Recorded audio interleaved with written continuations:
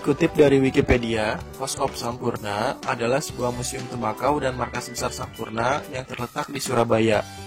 Gaya arsitektur dari bangunan utamanya yang dipengaruhi oleh gaya kolonial Belanda dibangun pada 1862 dan sekarang menjadi situs sejarah.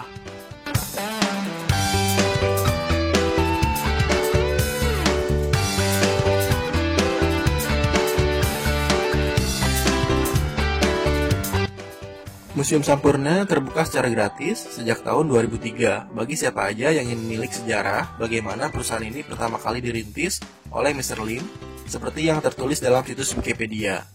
Selain itu, ada juga situs resmi Museum House of Sampurna dalam bahasa Inggris, dan para pengunjung bisa mengetahui sejarah museum ini melalui halaman About.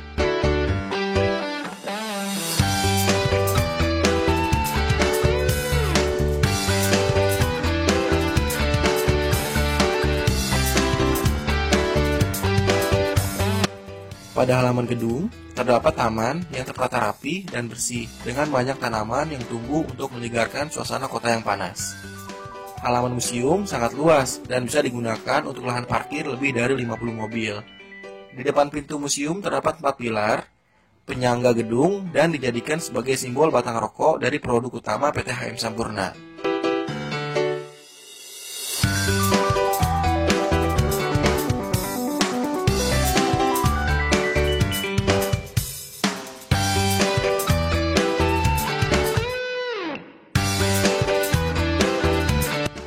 Bangunan museum terdiri dari 2 lantai. Lantai pertama digunakan untuk memamerkan koleksi, dan lantai 2 sebagai tempat penjualan kaos dan souvenir.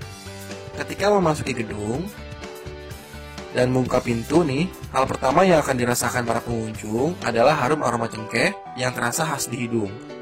Para guide museum menyambut dengan senyuman dan mempersilahkan para pengunjung untuk mengisi buku tamu sebagai data wisatawan. Ruangan pertama ini berbentuk kecil dan di tengahnya terdapat sebuah kolam yang berbentuk bundar, dan di dalamnya terdapat 9 ikan sebagai angka keberuntungan dalam falsafah Cina serta jumlah bintang lambang perusahaan itu.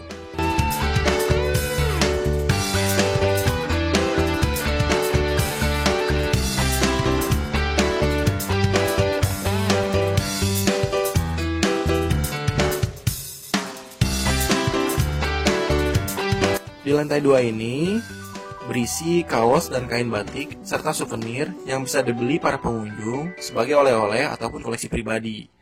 Dari lantai 2 ini pula, para pengunjung bisa melihat aktivitas para karyawan yang sedang melinting rokok dan masih menggunakan alat-alat tradisional.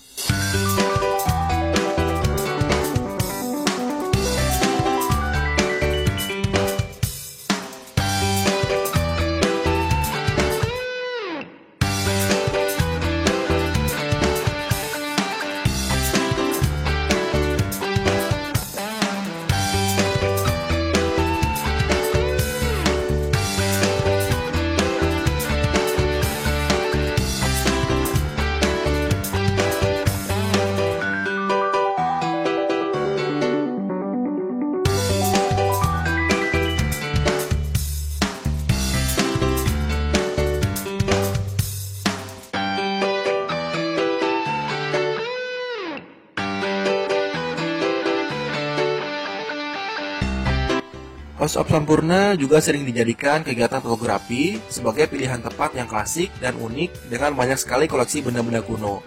Banyak fotografer yang sering memilih tempat ini ketika melakukan pemotretan baik untuk kegiatan kerja ataupun koleksi pribadi. Selain itu, lokasi ini juga sering dijadikan pilihan bagi para calon pengantin dalam mengambil gambar prewedding. Hal ini karena museum sangat luas dan memiliki banyak sekali koleksi yang menarik, sehingga lebih leluasa untuk memilih latar belakang pemotretan. Museum ini pula sering dijadikan tempat untuk mengadakan pameran seni oleh para seniman Surabaya. Pameran yang sering dilakukan adalah pameran lukisan, fotografi, karya seni rupa, serta pameran batik. Selain itu, pameran foto jurnalistik juga pernah digelar di museum ini, dan tempat acaranya berada di halaman gedung museum secara outdoor.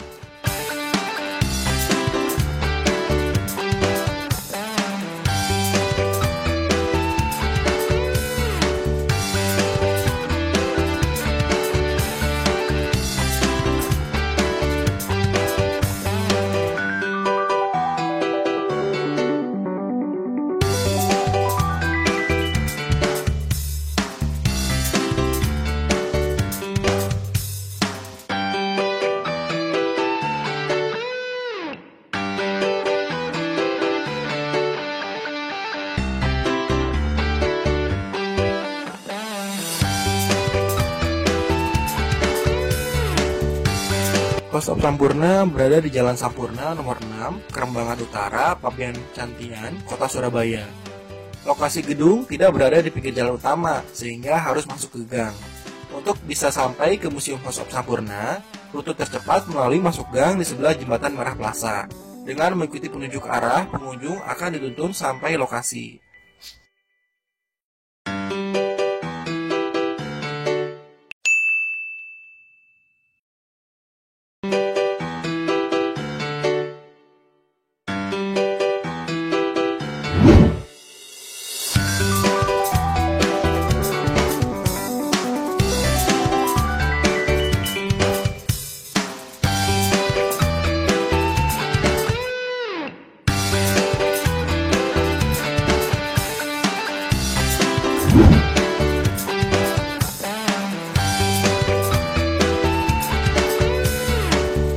Halo, apa kabar semuanya? Nah, kali ini kita lagi ada di Surabaya.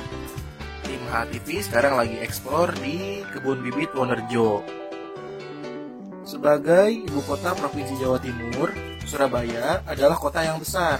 Luasnya, kota Surabaya itu ternyata menyimpan banyak potensi wisata yang menarik. Kebun Bibit Wonerjo berada di Jalan Kendal Sari Wonerjo, Rungkut, Surabaya. Taman rekreasi ini sudah ada sejak tahun 2011. Sebelumnya, area ini hanya digunakan untuk pembibitan berbagai tanaman yang memenuhi kebutuhan penghijauan kota.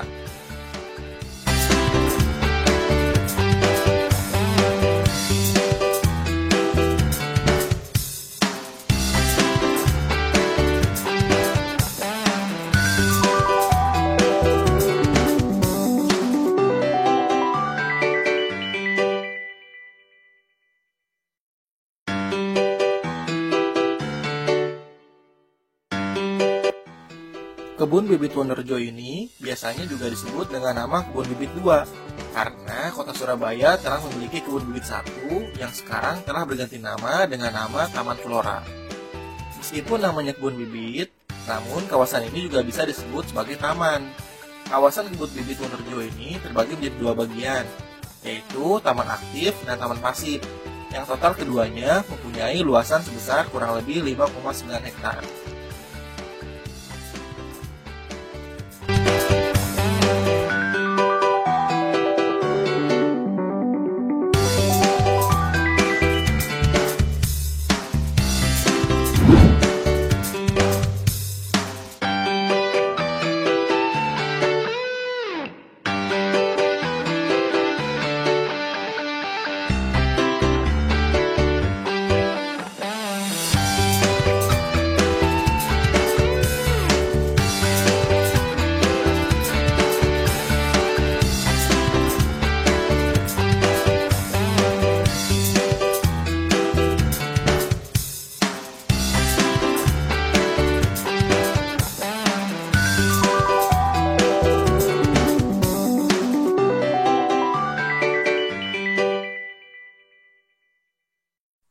Sebagai taman kota, Kebun Bibit Wonerjo ini terbilang cukup lengkap fasilitasnya, sehingga sangat wajar nih bila lokasi ini akhirnya menjadi rujukan warga kota Surabaya untuk rekreasi, olahraga, maupun sekedar foto-foto cantik.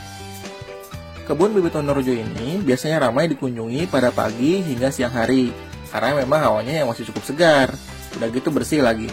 Pastikan untuk memasuki Kebun Bibit 2 ini, teman-teman sudah memarkirkan kendaraannya yang ada di sebelah timur dari lokasi Kebun Bibit ini. Lokasi parkir ini terpisah nih dari Kebun Bibit 2 agar tidak mengganggu kenyamanan pengunjung yang ada di dalamnya.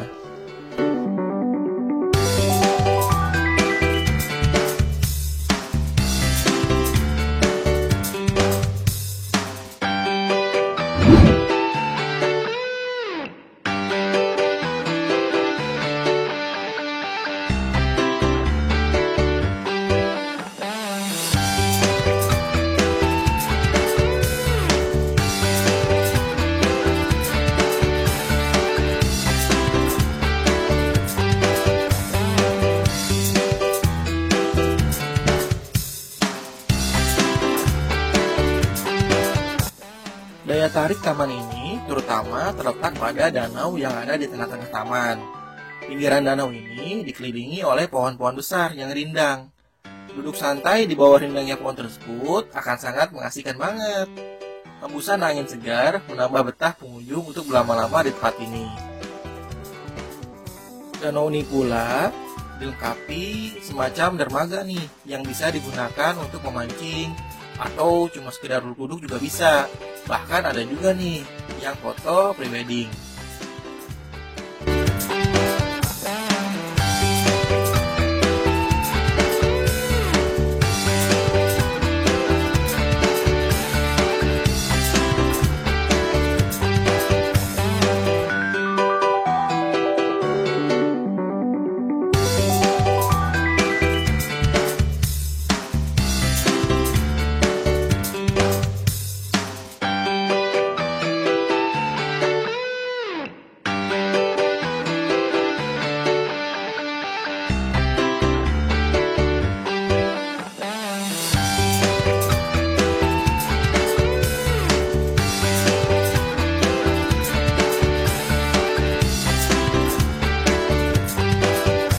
Nah, di sini ada beberapa fasilitas menarik yang menjadi daya tarik pengunjung. Contohnya aja, ada mini zoo. Meskipun namanya kebun, namun kawasan ini juga mempunyai mini zoo yang berupa 3 kandang hewan. Hewan yang ada di mini zoo ini adalah jenis rusa, aneka burung, serta angsa. Kemudian ada playground anak. Sesuai dengan namanya, kawasan ini adalah milik anak-anak.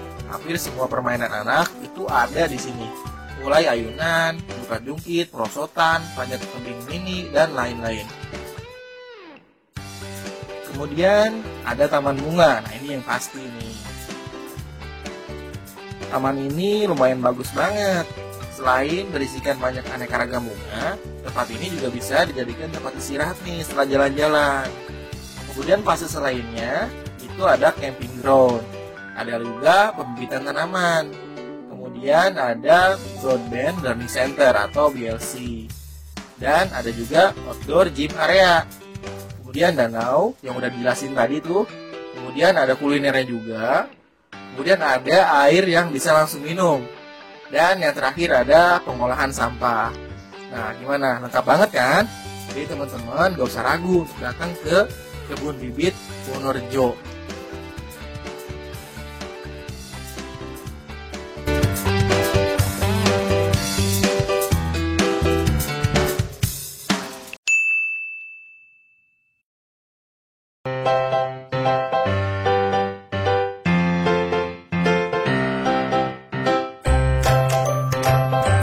Halo semuanya, masih di Surabaya nih. Kita kali ini ada di Kenjeran Park, Surabaya. Nah, Kenjeran Park Surabaya ini itu menawarkan spot yang instagenik banget dengan arsitektur yang wah.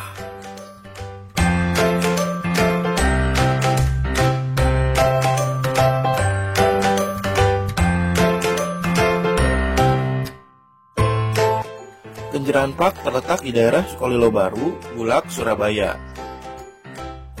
Pantai Kenjeran merupakan satu-satunya tempat wisata pantai yang ada di Surabaya.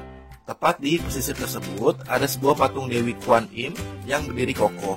Di bawah kanan kirinya terdapat patung 2 naga dengan bola api di tengahnya. Warna merah mencolok membuat nuansa Tionghoa kental terasa.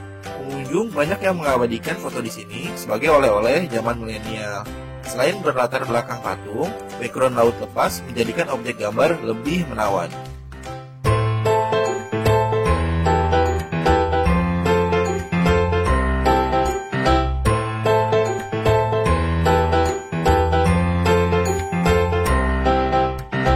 Berkunjung ke Kenjeran Park atau Ken Park seperti menikmati paket wisata dalam satu tempat. Karena di dalamnya tersaji wisata pantai, wisata rekreasi, wisata edukasi, sampai dengan wisata religi.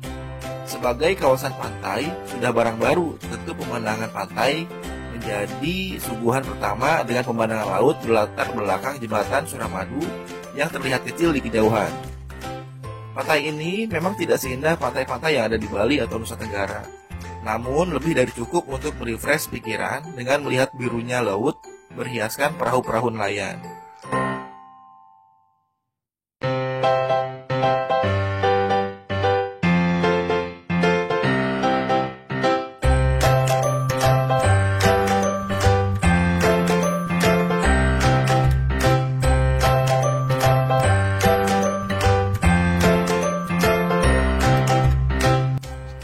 Kejuaraan Park Surabaya memiliki theme park ala Universal Studio, namanya Atlantis Land atau Atlantis Kejuaraan Park Surabaya. Selain itu, di sini juga terdapat patung Buddha dengan 4 wajah. Menariknya, area wisata Kejuaraan Park ini telah masuk rekor muri Indonesia sebagai patung Buddha terbesar di Indonesia. Tingginya mencapai 9 meter dengan atap kubah langit atau dikenal sebagai Dome of Sky setinggi 36 meter. Bagian luarnya dilapisi warna emas sehingga tampak lebih megah. Banyak pengunjung mendatangi area ini sebagai tempat wisata menarik. Selain untuk berfoto-foto, terdapat beberapa pendopo kecil yang dapat digunakan pengunjung untuk beristirahat.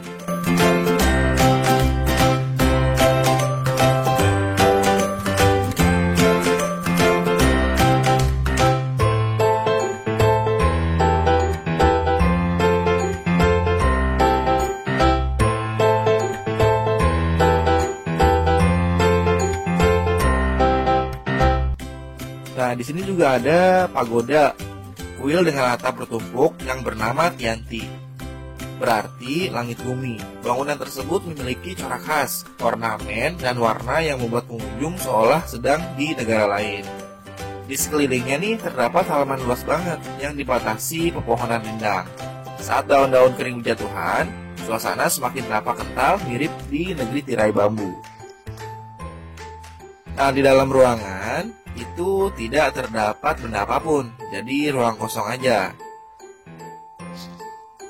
Karena memang bukan untuk tempat ibadah.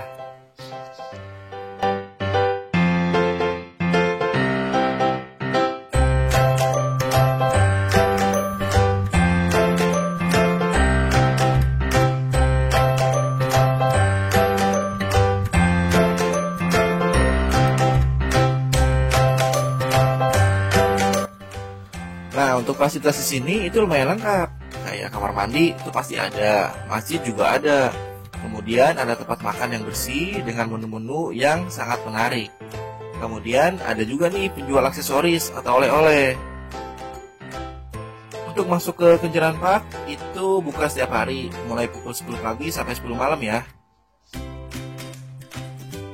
Meskipun menyuguhkan berbagai jenis wisata dengan tempat yang luas, untuk harga tiket masuknya sendiri itu relatif murah, layaknya taman hiburan rakyat, yakni sebesar Rp5.000.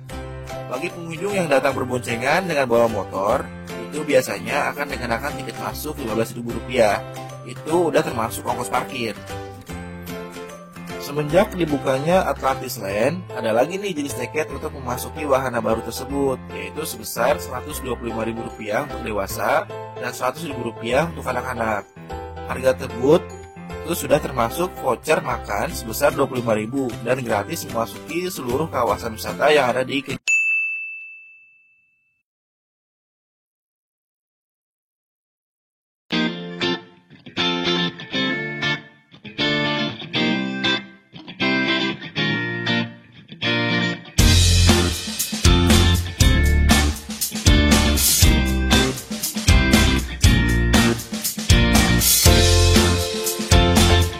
Halo semuanya, kita masih di Surabaya loh. Nah, bagi teman-teman yang lagi Surabaya ataupun yang mau ke Surabaya, kita punya salah satu rekomendasi taman yang luas banget. Udah gitu isinya ratusan jenis bunga yang beraneka warna, yaitu Taman Harmoni Surabaya.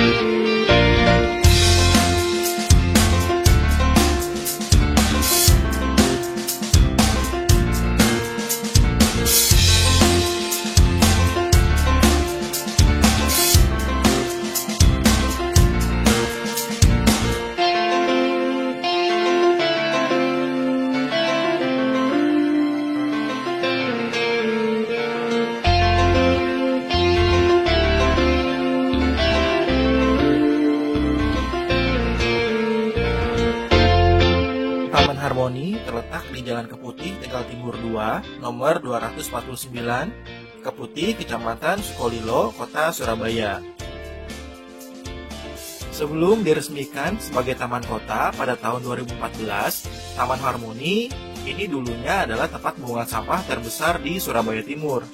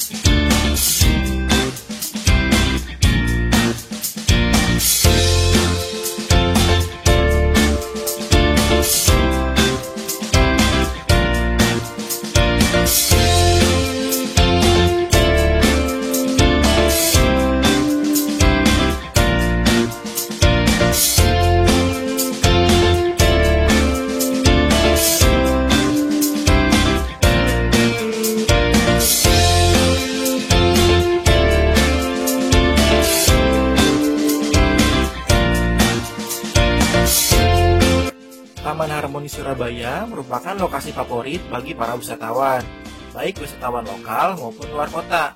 Hutan bambu biasanya akan menjadi lokasi favorit pengunjung ketika pertama kali tiba di tempat ini.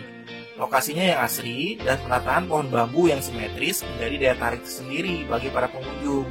Apalagi di kota Surabaya sangat jarang ada yang namanya pepohonan bambu. Ada berbagai macam aktivitas yang bisa dilakukan di hutan bambu Keputih ini. Selain bisa berselfie ria, pengunjung juga bisa piknik di bawah rindangnya pepohonan bambu dengan menggelar tikar. Yang pasti, pengunjung akan merasa nyaman dengan hembusan angin yang bertiup sepoi-sepoi.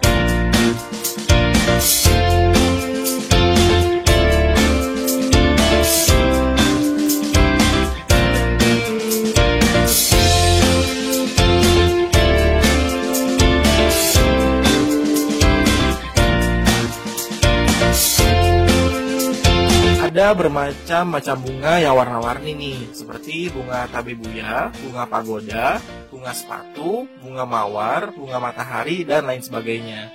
Bunga-bunga tersebut diklasifikasikan menjadi beberapa blok sesuai jenis dan warnanya. Ada yang warna merah, kuning, putih, orange, merah muda, dan lainnya. Di antara sekian banyak bunga, bunga matahari menjadi bunga yang paling digemari sebagai latar untuk bersuah foto. Para pengunjung tampak memenuhi lahan bunga yang berwarna kuning cerah.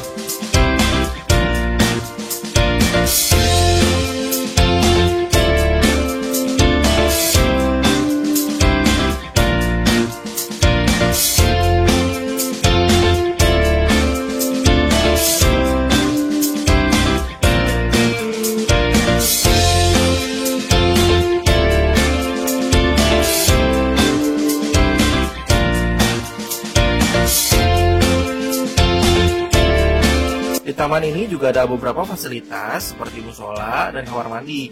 Juga ada area bermain anak dengan beragam wahana seperti ayunan, seluncuran, juga jungkit, dan lain sebagainya. Ada juga pedagang kaki lima nih yang menjajakan makanan dan minuman yang bisa mengenyang perut dan melepas dahaga. Selain bunga yang berwarna-warni, para pengunjung juga dimanjakan dengan fasilitas spot foto yang menarik, seperti atap semak, air mancur, serta beberapa bangunan yang sangat instagramable banget. Dengan nuansa taman bunga dan beragam fasilitas yang ada, dijamin nih para pengunjung tidak akan bosan dan akan selalu kangen untuk ingin kembali lagi sini.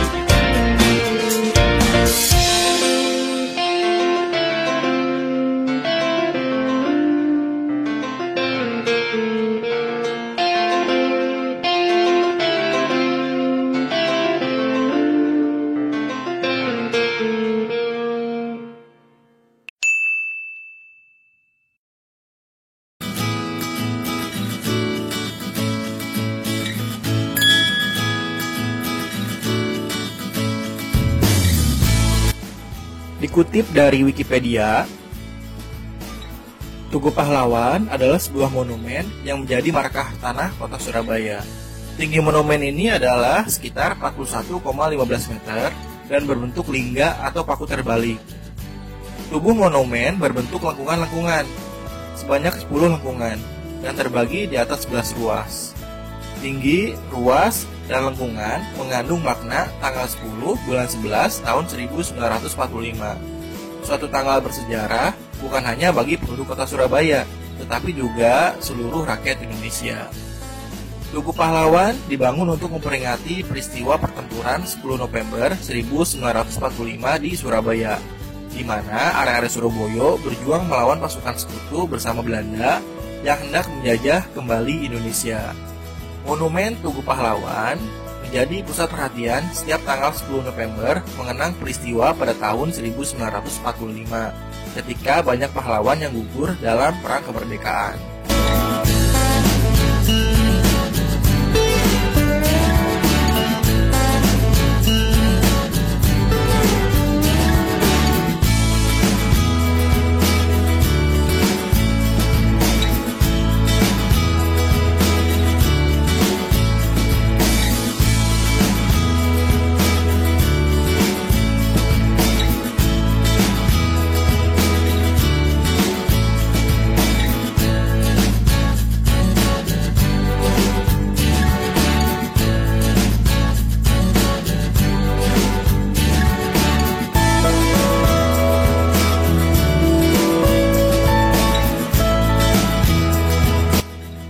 Monumen ini berada di tengah-tengah kota di Jalan Pahlawan, Surabaya, dan di dekat kantor Gubernur Jawa Timur.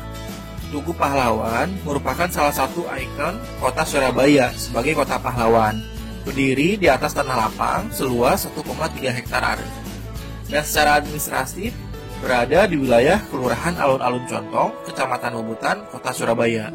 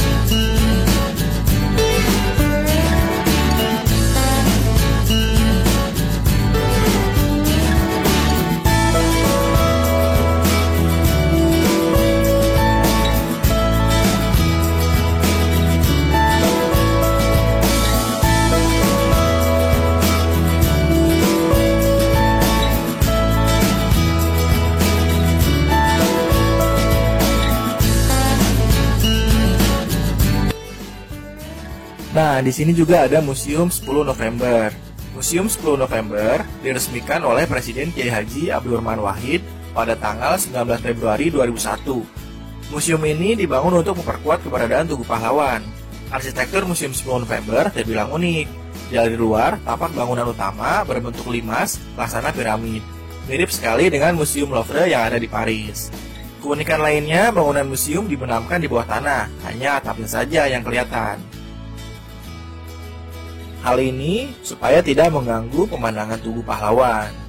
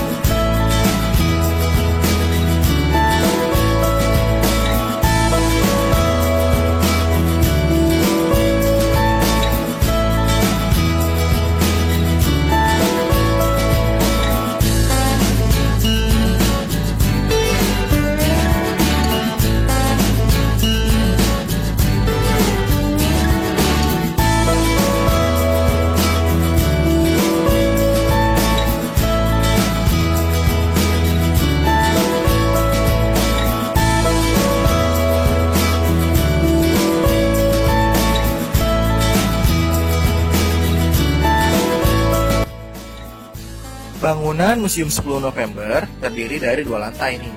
Nah, lantai yang pertama itu terdapat 10 patung yang melambangkan bentuk semangat perjuangan rakyat Surabaya. Kemudian di lantai 2 itu ada auditorium, merupakan ruangan pameran senjata, reproduksi foto-foto dokumenter, dan pameran koleksi peninggalan Bung Tomo. Selain itu, ada 2 ruang diorama yang menyajikan 8 peristiwa yang terjadi sekitar 10 November 1945, lengkap dengan narasi. Nah, area Tugu Pahlawan dan Museum 10 November ini selalu menjadi pusat perhatian setiap 10 November. Momentum tersebut dimanfaatkan untuk menghormati para pahlawan yang telah gugur selama Perang Kemerdekaan. Bung Tomo, Presiden Sudirman, Gubernur Suryo, Ketua KNI Dul Arnowo, Rusan Abdul Ghani, DRG Mustopo, dan HR Muhammad Mangun Diprojo adalah tokoh-tokoh pejuang Surabaya di masa Revolusi 1945.